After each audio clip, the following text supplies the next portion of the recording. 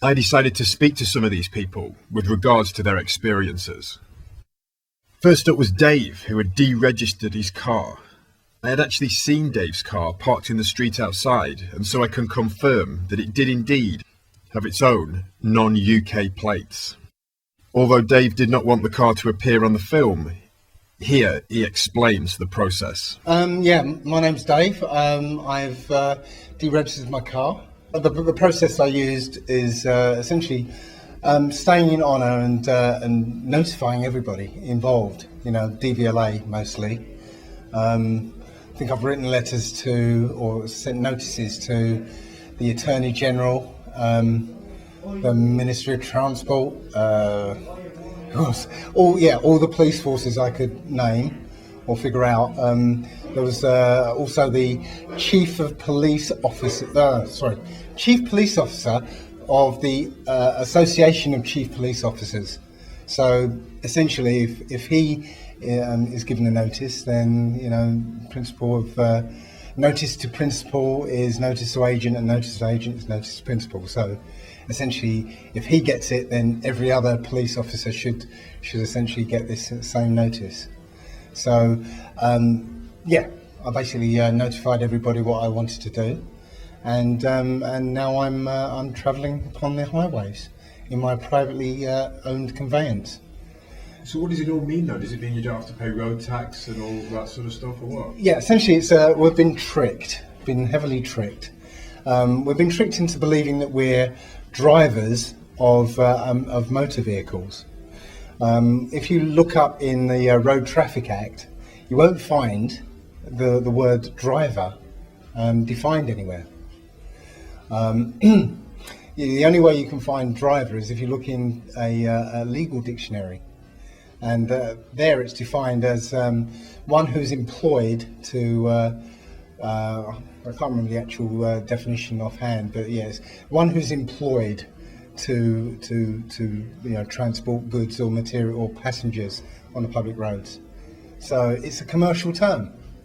Even the word traffic is a commercial term. Drug trafficking.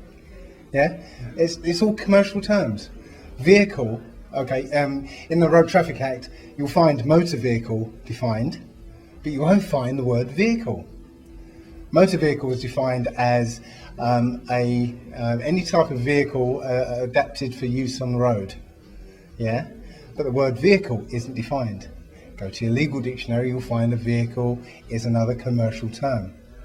So driving is a commercial activity. So if you're a taxi driver, you're a driver. If you're a bus driver, you're a driver.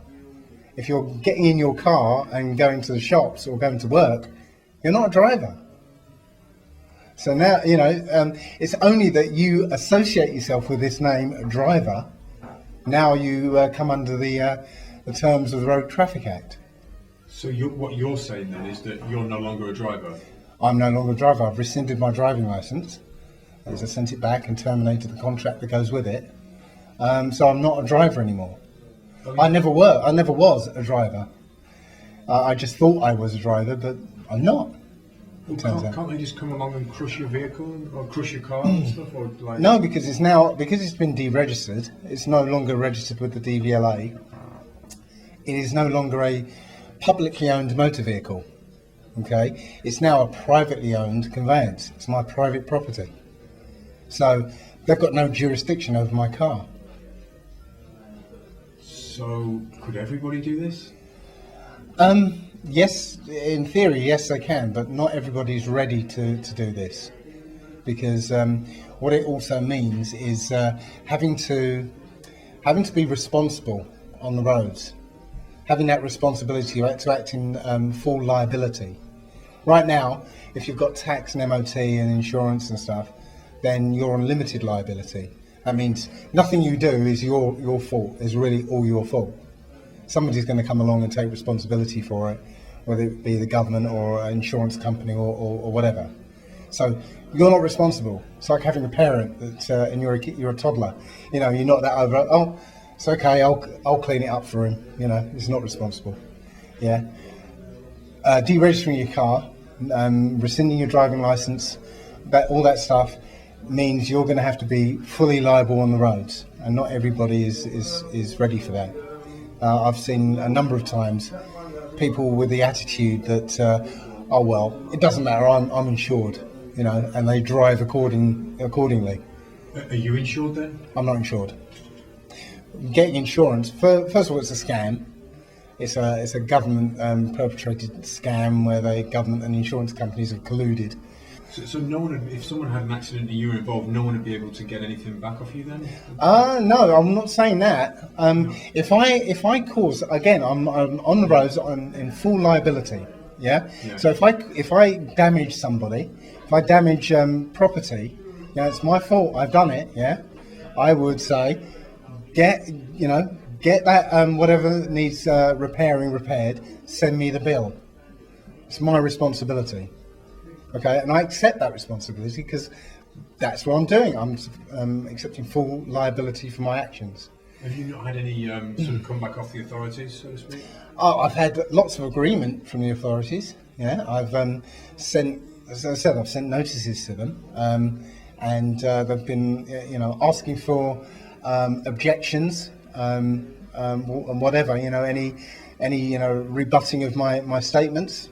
But they've to this day, they've agreed with everything I've said. Wow, it almost sounds too good to be true.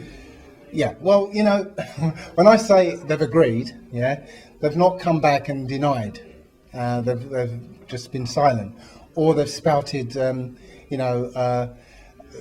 irrelevancies to me. So if I'm saying to you, to DVLA, for instance, I'm not a driver because, according to the legal definition, I don't fall under that category. They come back with, all drivers must be licensed and blah, blah, blah, blah, blah. Well, I've just said I'm not a driver, so it doesn't apply to me. Thanks for agreeing with me. Do you think more people are interested in this movement will go down the route that you've taken? As I said, people have to be ready to do this. And it's a big commitment, obviously, going out without insurance is a big commitment. You have to be mentally ready and prepared and responsible to do that. And not everybody is.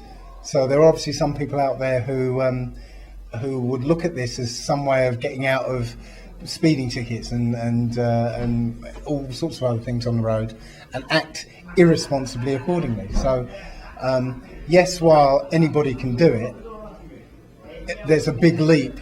You have to be ready to face down the police and speak to them, with confidence. So no, it's not for everybody, but conversely, anybody can do it.